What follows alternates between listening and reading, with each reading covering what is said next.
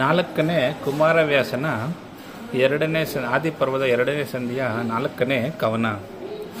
ಕೇಳಿದನು ಜನಮೇಜಯ ಕ್ಷಿತಪಾಲಕನು ವರ ಸರ್ಪಯಜ್ಞ ಸ್ಥೂಲ ಪಾಪ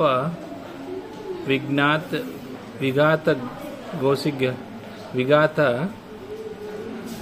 ಗೊಸುಗವಿ ಮಹಾಕಥೆಯ ಕೇಳಿದೆನು ತಾನಲ್ಲಿ ಮುನಿಜನ ಮೌಳಿ ಮಂಡಿತ ಚರಣ ಕಮಲ ವಿಶಾಲ ವೇದ ವ್ಯಾಸಕೃತಿ ಭಾರತ ಕಥಾಮೃತವ.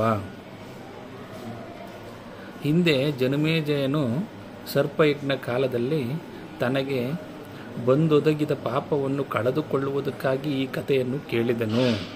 ಅಂದರೆ ಕೇಳಿದನು ಜನಮೇಜಯ ಕ್ಷಿತಪಾಲಕನು ವರ ಸರ್ಪಯಜ್ಞ ಸ್ಥೂಲ, ಸರ್ಪಯಾಗವನ್ನು ಮಾಡುವಾಗ ಈ ಕಥೆಯನ್ನು ಕೇಳುತ್ತಾನೆ. ಮುನಿಜನರಿಂದ ವಂದಿತವಾದ ಪಾದ ಕಮಲಗಳನ್ನುಳ್ಳ ವಿಶಾಲ ಬುದ್ಧಿಯಾದ ವೇದವ್ಯಾಸರಿಂದ ರಚಿತವಾದ ಭಾರತ ಕಥಾಮೃತವನ್ನು ನಾನು ಅಲ್ಲಿ ಕೇಳಿದೆನು ಎಂದು ತಿಳಿಸುತ್ತಾನೆ. ಧನ್ಯವಾದಗಳು.